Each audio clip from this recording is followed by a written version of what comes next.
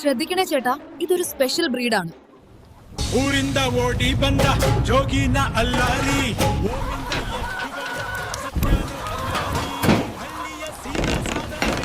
Mylapore Mylari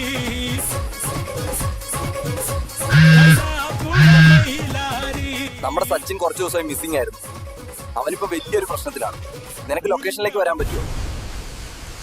bro, എന്റെ കൂട്ടുകാരനെ കൊല്ലരുതേ.